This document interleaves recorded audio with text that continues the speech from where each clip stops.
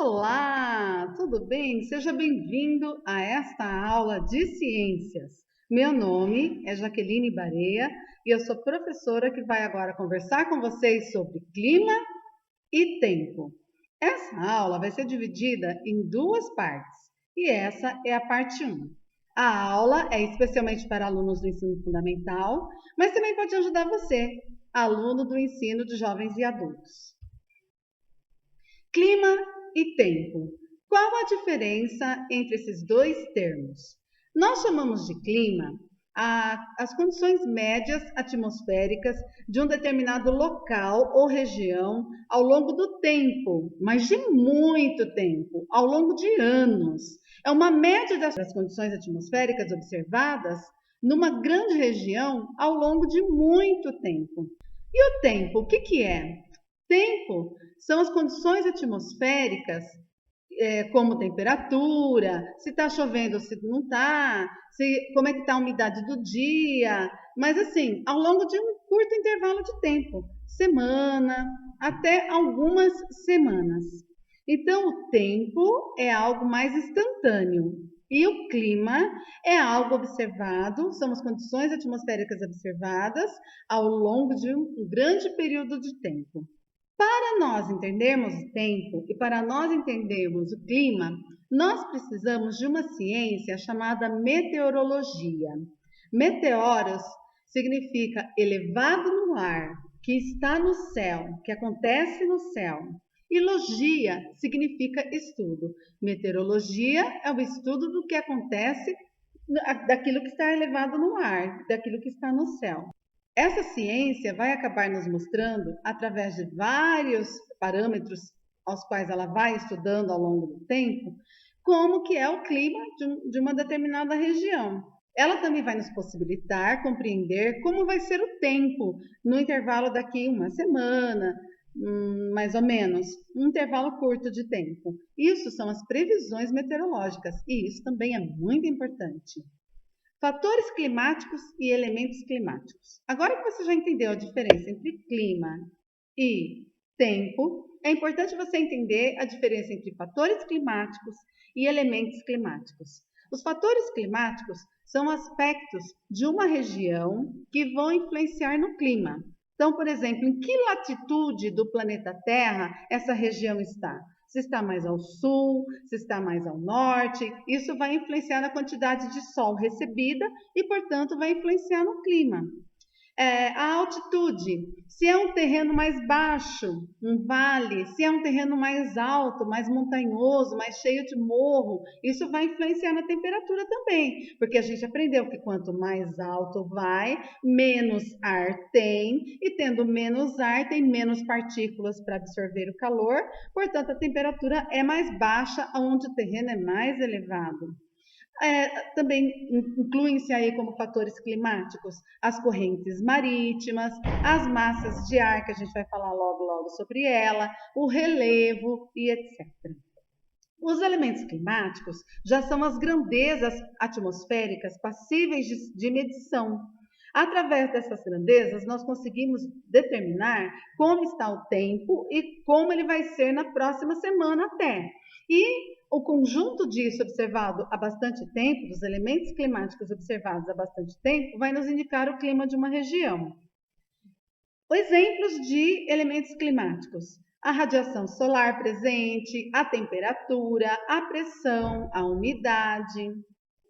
Elemento climático que pode interferir no tempo, na determinação do tempo, é justamente os tipos de nuvem. Esse é um exemplo de elemento climático. Para saber se vai chover, você analisa o céu e veja como é que estão as nuvens. Se as nuvens estiverem altas, brancas, esparsas, parecendo algodão esgarçado, parecendo cabelinhos brancos separados, ou seja, nuvens em cirros, indica pouca possibilidade de chuva. Não tem uma quantidade de água ali acumulada para se fazer chover. Você pode ver o céu e ver essas nuvens que parecem pompons de algodão. Essas nuvens brancas, que parecem flocos de algodão, elas são os cúmulos. Elas também não indicam chuva, porque também não estão com grande acúmulo de água. Não sei se você sabe, Muitas vezes a gente aprende que nuvens são formadas de vapor de água. Não é bem assim. Para que a nuvem se forme, é necessário que haja evaporação e é necessário que grande quantidade de vapor de água suba e esse vapor de água condensa no céu, porque lá é mais frio, quanto mais alto vai, mais frio é. E aí esse vapor de água se condensando vai formar pequeninas gotículas de água. E essas pequeninas gotículas de água formam as nuvens. Portanto, as nuvens já são água no estado líquido, tá? São pequeninas gotículas de água. Então já são água no estado líquido. Só que ela é formada a partir do quê? Do vapor de água que sobe para o céu e se condensa. Então a nuvem já é água no estado líquido. Agora, se você sai e analisa um céu com esse tipo de nuvem, seja na forma de estratos ou seja na forma de nimbos, você já pode predizer que vai chover, porque existe grande quantidade de água presa nessas nuvens. As nuvens tipo estratos, elas formam muitas camadas nublando o céu. Elas podem originar chuvas fracas. Agora, se for nimbus, formando várias camadas de nimbus numa nuvem cinza escura que indica chuva com grande quantidade de água acumulada ali, aí você tem uma nimbus. É lógico que da junção dessas nuvens podem se formar outros tipos de nuvens, como por exemplo, acúmulo nimbus, que seriam várias nuvens tipo nimbus acumuladas, formando o maior temporal prestes a cair, como acontece principalmente nos finais de tarde de verão.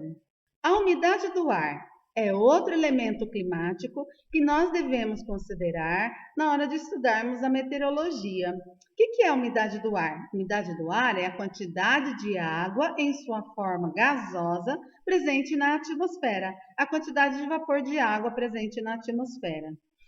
Existe a umidade absoluta, que é a quantidade total de água na atmosfera, e a umidade relativa do ar, que é a quantidade de água na atmosfera em relação ao total necessário para haver chuva. Isso indicando uma conta de divisão. Toda vez que na ciência você fala uma grandeza em relação a outra grandeza, você está fazendo uma conta de divisão. Então, umidade relativa é a quantidade de água na atmosfera em relação ao total necessário para haver chuva, que é geralmente a medida que a gente utiliza. A umidade relativa do ar, adequada para a saúde humana, é por volta de 80, 70, 60% ou até mais. As nossas vias respiratórias, elas são bastante lubrificadas com muco e elas precisam estar sempre úmidas. Se existe baixa umidade relativa do ar e o ar está seco, o que vai acontecer? As nossas mucosas nasais, a garganta, os pulmões, eles podem ficar ressecados. E estando ressecados, as bactérias conseguem penetrar mais facilmente e aí pode acabar acontecendo uma infecção e nós ficamos doentes. Os sangramentos nasais são muito comuns nas pessoas quando a umidade relativa do ar está muito baixa. Por volta de 30% já é bastante grave para a saúde humana. A umidade relativa do ar também está relacionada à pressão do ar, como nós vamos ver logo mais. Como que se mede a umidade relativa do ar? Existem diferentes tipos de higrômetros. Tem esse higrômetro aqui, que é o higrômetro de cabelo, bastante rudimentar, mas bastante funcional, que acreditem, aqui ó, essa parte do higrômetro de fio de cabelo, ele é feito com fios de cabelo mesmo. Por quê? Porque o cabelo, ele muda a sua distensão, ele muda o seu comprimento conforme a umidade do ar. Quanto mais úmido está o ar, mais o cabelo fica elástico, mais ele distende. E quanto mais seco está o ar, mais o cabelo retrai, mais as proteínas do cabelo ficam ressecadas e encolhem. E aí, essa taxa de esticamento e de encolhimento do cabelo vai influenciar nesse aparelhinho aqui, fazendo com que mova essa alavanca, e essa alavanca vai acabar ligada aqui nesse ponteiro, vai acabar indicando aqui na escala o que está acontecendo com a umidade do ar, graças ao fato do cabelo ficar mais alongado quando está úmido e ficar mais seco quando o tempo está com baixa umidade do ar. Pode ser um higrógrafo, que já é um aparelho que já vai registrar a umidade do ar, já grafando aqui certinho. Esse aparelho é sensível à quantidade de água existente no ar. Ou pode ser um higrômetro digital, né? Hoje é muito comum esses aparelhos, não é algo tão caro, custa por volta de R$ 150, e ele mede tanto a temperatura do ar quanto a umidade relativa do ar. Quantidade de chuva é um outro elemento climático também, logicamente por ser elemento climático, passível de uma medição bem instantânea. A quantidade de chuva, ela é medida através de aparelhinhos como esse, que na verdade nada mais são do que jarras, do que recipientes graduados com mililitros e que recolhem a taxa de chuva que acontece no determinado local, e aí você analisa quantos mililitros choveu naquele local. Esses aparelhos, eles têm que estar espalhados em vários locais da cidade, pois em cidades maiores, a quantidade de chuva varia de um lugar por outro, dependendo da altitude desse lugar, dependendo dos ventos e assim por diante. Tem até, dependendo da chuva que cai, chove-se em um determinado local da cidade e em outro não. Então, para uma cidade saber a sua média mensal, por exemplo, de chuva, é preciso recolher os pluviômetros de diferentes pontos da cidade. Então, a pluviosidade é a quantidade de chuva medida em um período. E pode ser o quanto choveu em um dia, o quanto choveu em uma semana, em quanto choveu em um mês. O mais comum são as medidas mensais de pluviosidade, para se comparar um ano com o outro, quais as diferenças de quantidade de chuva que vão ocorrendo dentro do mesmo mês. Pressão atmosférica. Olha, uma confusão muito grande que os alunos fazem é de pressão atmosférica com atração gravitacional. Pessoal, são coisas diferentes, são grandezas diferentes, são medidas diferentes e aspectos diferentes do nosso planeta. A pressão atmosférica é a força que o ar exerce sobre os corpos que estão mergulhados nesse ar. E por que esse ar fica ao redor do planeta Terra? Esse ar fica ao redor do planeta Terra porque a atração gravitacional da Terra puxa o ar para o centro dela. Tá? Todos os corpos têm atração gravitacional, até um grão de areia tem atração gravitacional. Então, todos os corpos, um atrai o outro com a sua atração gravitacional. O planeta Terra, com o seu corpão de cerca de 6 sextilhões de toneladas, atrai o ar para próximo dele. Dessa forma, nós temos em volta do planeta Terra uma camada de ar chamada de atmosfera, que começa aqui na troposfera e vai até 300, 400 quilômetros de altitude. Todo esse ar em volta da gente, onde todos os corpos estão mergulhados, exerce força, exerce pressão, exerce peso sobre os corpos. E dessa forma, a gente é pressionado pelo ar, é espremido pelo ar, certo? E isso se formou ao longo do tempo, conforme a história do desenvolvimento da Terra. A Terra, quando ela surgiu, ela era uma massa quente, fervilhante, que possivelmente se desprendeu do Sol no momento que o Sol iniciou sua explosão para começar sua combustão de hidrogênio. Dessa massa quente foi circulando no espaço ao redor do Sol e foram saindo gases. Esses gases eles ficaram presos ao redor da Terra devido à atração gravitacional exercida pela Terra. Com o surgimento dos seres vivos, o que aconteceu? Essa atmosfera foi mudando a sua composição e hoje ela é feita de nitrogênio, de oxigênio e outros gases, dentre eles o gás carbônico. E então, para a gente entender bem o que é pressão atmosférica, basta você colocar na cabeça: sobre nós, em volta de nós, existe uma camada de cerca de 400 quilômetros de altitude de ar, que é a nossa atmosfera. Esse ar pesa sobre a gente, exerce pressão sobre a gente. E essa pressão que o ar faz sobre a gente é chamada de pressão atmosférica. Nós precisamos entender que a pressão atmosférica, ela varia conforme o lugar onde ela está atuando. Em lugares baixos, como a nível do mar, como na cidade de Santos, por exemplo, que é uma cidade praieira, a pressão atmosférica é maior do que aqui, por exemplo, nesse desenho na cidade de São Paulo, ou aqui em Botucatu, que seria mais alta ainda que a cidade de São Paulo. Quanto mais eu subo em altitude em um terreno, menos ar tem. Por quê? Porque a atração gravitacional puxa esse ar para baixo. Então, conforme eu vou subindo, vai tendo menos ar, menos ar. E aí o ar vai ficando rarefeito. Então, você observa que em cidades praieiras tem uma grande coluna de ar sobre os corpos, enquanto que nas cidades que são no planalto mais elevado, essas cidades têm uma coluna menor de ar em cima, então tem menos ar fazendo pressão. Então a pressão atmosférica é menor. Em Botucatu, que o terreno é mais elevado ainda, chegamos a 890 metros de altitude, mais ou menos, a pressão atmosférica é menor ainda. Conforme você vai subindo, se você fosse escalando isso aqui, né, ou você vai subindo isso aqui de carro, você vai sentindo diferenças nessa pressão. Faz barulho no ouvido, você se sente mais cansado. Se você for escalar isso aqui, então, poxa vida, você vai sentir muito rapidamente os efeitos disso sobre o seu corpo. Por quê? Porque quanto menos ar, vai ter uma menor disponibilidade de oxigênio, mais dificuldade para a respiração. Aí seu corpo realmente sente diferença.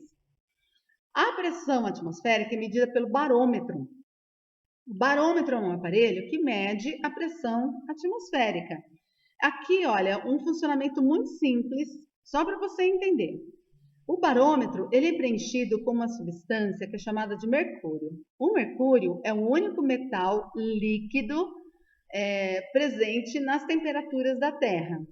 O mercúrio ele fica nesse recipiente mais largo que recebe esse tubo de boca para baixo aqui também cheio de mercúrio. Esse espaço não tem nada, nem ar. Então o que acontece? Se o barômetro é colocado aqui na praia, o que vai acontecer? O ar vai fazer pressão no mercúrio aqui dessa vasilha, desse recipiente, e esse ar vai empurrar o mercúrio vai subir dentro do tubo. Por que ele sobe? Porque o ar pressiona o mercúrio do recipiente, o mercúrio do recipiente pressiona o mercúrio do tubo e o mercúrio do tubo sobe. Agora, se eu pego o barômetro e levo aqui para maiores altitudes, a camada de ar fazendo pressão não é menor? Então, o que vai acontecer? A pressão exercida pelo ar no mercúrio vai ser menor. Se a pressão exercida pelo ar no mercúrio vai ser menor, menos mercúrio vai empurrar o mercúrio do tubo. Então, o que vai acontecer? O mercúrio do tubo vai descer um pouco e a pressão vai ser medida numa quantidade menor que 76 centímetros ou 760 milímetros de mercúrio. Tá? Então, quanto mais eu subo, menor vai ser a medida do barômetro.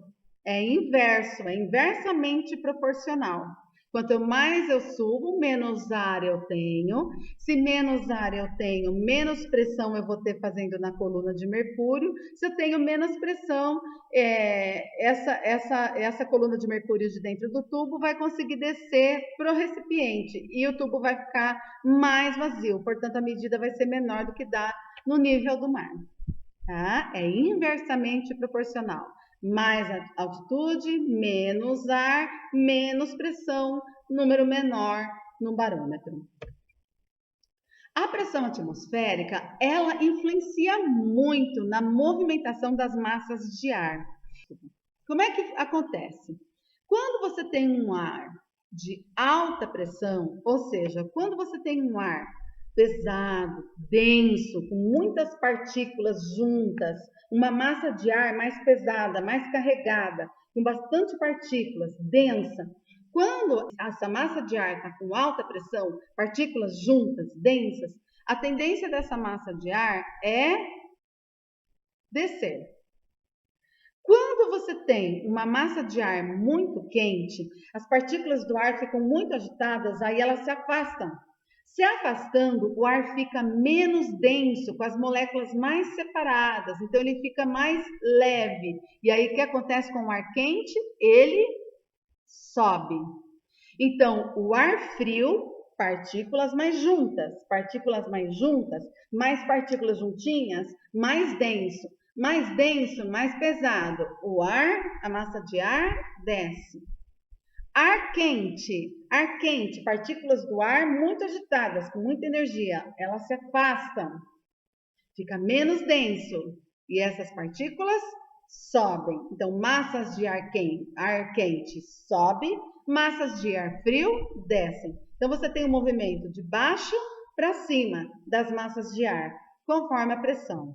Alta pressão desce, baixa pressão sobe. Isso com relação à pressão das massas de ar. E, graças a isso, a essa diferença do ar frio descer e do ar quente subir, a gente também tem um movimento horizontal das massas de ar. Por quê? Porque a partir do momento que o ar quente fica menos denso e sobe, o espaço que fica aqui embaixo é ocupado pela massa de ar frio, que está mais denso. Tá? Então, existe também esse movimento. Olha, a área de alta pressão é a área de ar frio. O ar frio desce. Esse ar frio que está com alta pressão, partículas muito juntas, ele tende a se espalhar. Por que ele tende a se espalhar? As partículas estão juntas, elas precisam de espaço para poder se espalharem. E aí o que acontece? Quando o ar quente diminui a pressão, suas partículas ficam mais separadas e sobra espaço para a massa de ar frio chegar. Então, o ar quente sobe e aí a massa de ar frio vem, ela se desloca horizontalmente para ocupar o lugar da massa de ar quente que subiu. Então, você tem as massas de ar circulando verticalmente e as massas de ar circulando horizontalmente. Temperatura. A temperatura é a medida de energia cinética das partículas do material.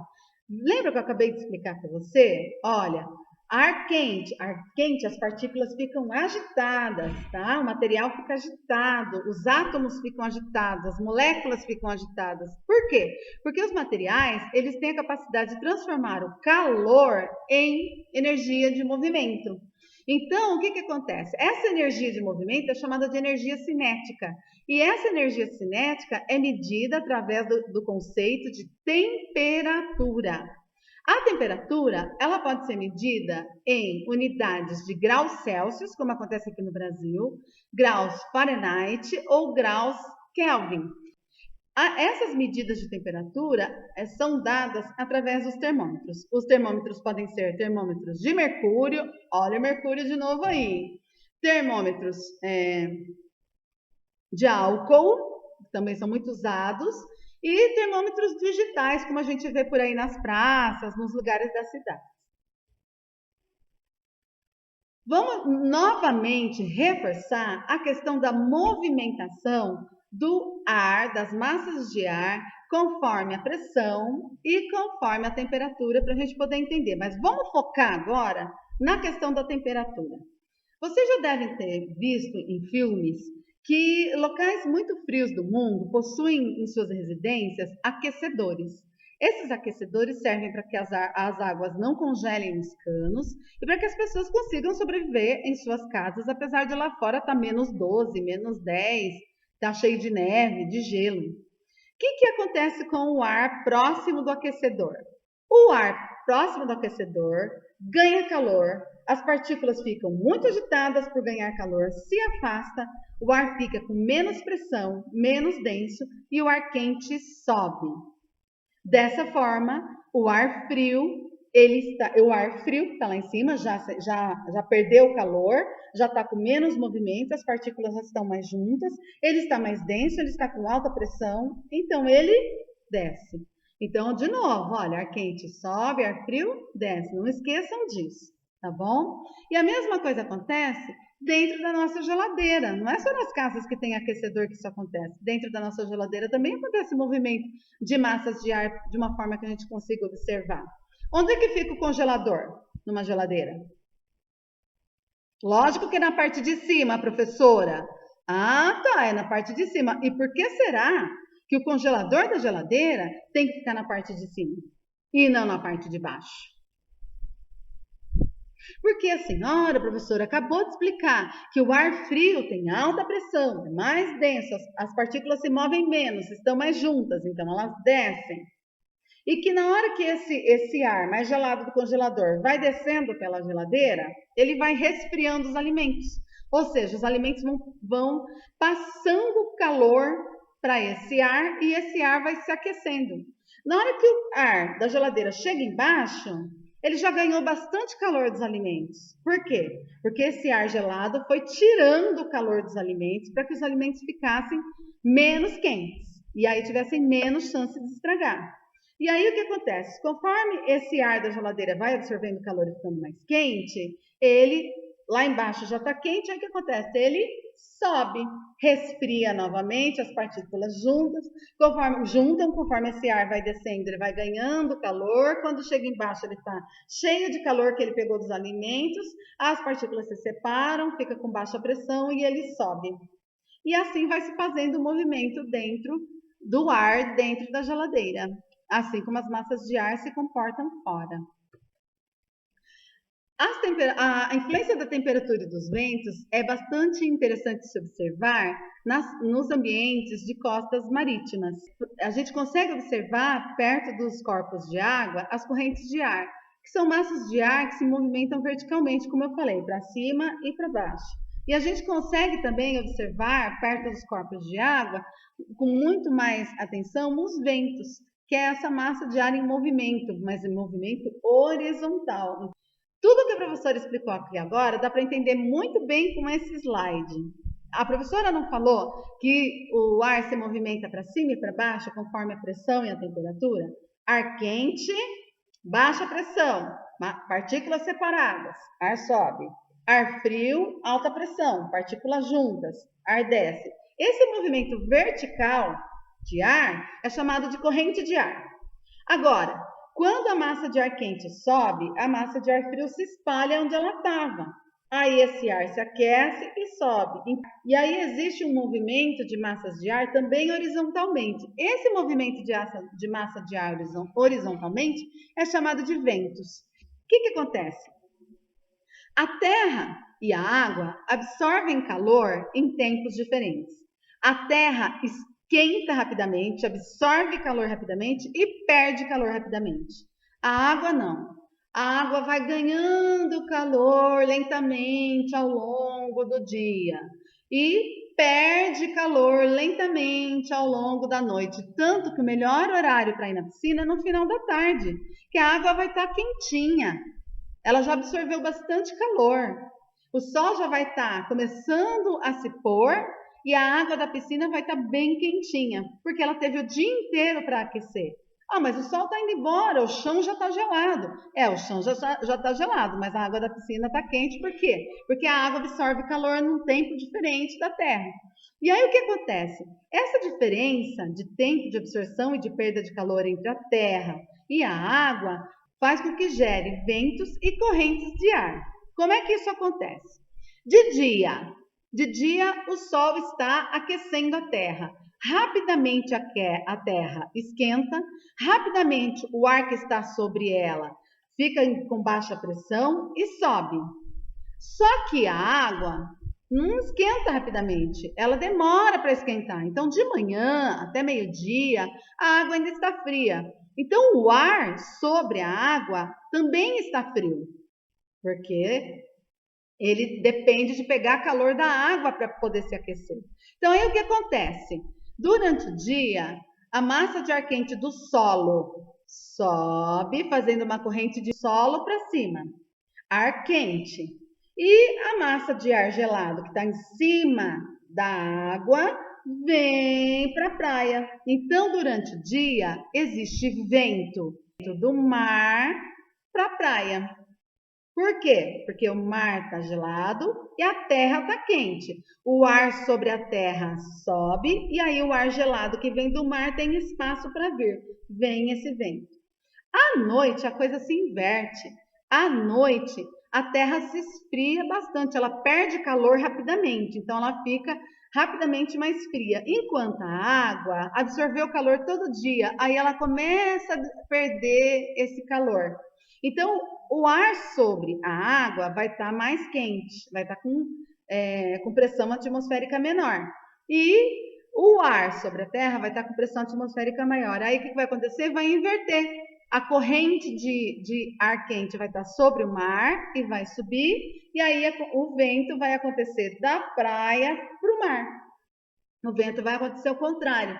Por quê? O vento vai sair, o ar vai sair de um lugar que está mais frio, que no caso é a praia, e vai para o mar, que é o lugar que está mais quente no período da noite, porque a água está quente, aquece o ar sobre a água, esse ar sobre a água sobe, aí tem espaço para o ar frio da terra vir para o mar. Deu para entender? É assim que se forma esse vento da terra para o mar. Biruta é você, tá bom? Não, você não é biruta, não. Biruta é o nome de um aparelho que mede a direção do vento, que indica a direção do vento. Nada mais é do que um grande coador de vento que tem uma abertura no seu final. Conforme o vento passa por esse coador vai mexendo nessa haste de metal, e conforme ele vai mexendo nessa haste de metal, vai indicando que posição que está o vento. Né? Porque o vento entra por essa abertura e aí ele preenche esse coador e sai aqui, ó, por essa abertura menorzinha. E aí a biruta vai ficar com a sua pontinha indo na mesma direção para onde está indo o vento. E esse aqui é um anemômetro. Ele consegue verificar a intensidade do vento, a velocidade do vento. Porque essas conchas que você está vendo aqui, elas vão recebendo o vento e conforme elas recebem o vento, elas giram. E essa sua velocidade de giro é medida em quilômetros por hora. Daí que a gente fica sabendo a velocidade dos ventos naquele dia, ou a média da velocidade dos ventos naquela semana, ou a média da velocidade dos ventos naquele mês e assim por diante, através do anemômetro.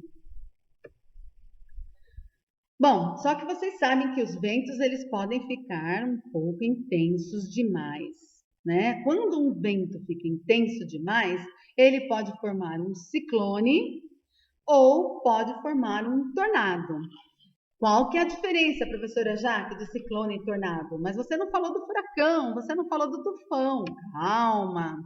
Olha, ciclones e tornados são fortes ondas de ventos giratórios ou circulares bastante destrutivos. Onde eles passam, eles deixam uma camada de destruição sobre o planeta. O que é um ciclone? Ciclone é isso aqui que você está vendo, olha. Ele pode ser fotografado de fora, né? Pelos satélites artificiais, de fora do planeta Terra. Eles ocupam uma grande região. Eles varrem uma grande região do planeta, talvez toda uma costa marítima de um determinado país, de um determinado lado, tá? E ele atinge velocidade de 120 km por hora para mais esse vento. Então, ele só pode ser visto por satélite e ele é destruidor, atinge grandes áreas. O ciclone, ele pode ser chamado de furacão quando ele ocorre no norte do Oceano Atlântico. É porque no sul não tem, né? Nós estamos entrando nesse mundo de superventos já faz pouco tempo, faz uns 10 anos que nós entramos aqui no Hemisfério Sul nesse mundo de superventos. Porque nós não tínhamos, né? Nós não tínhamos isso. Agora que nós estamos tendo e a gente vai ver já. E o ciclone chama tufão quando ele acontece do outro lado do mundo, no Oceano Pacífico e no Oceano Índico, tá bom?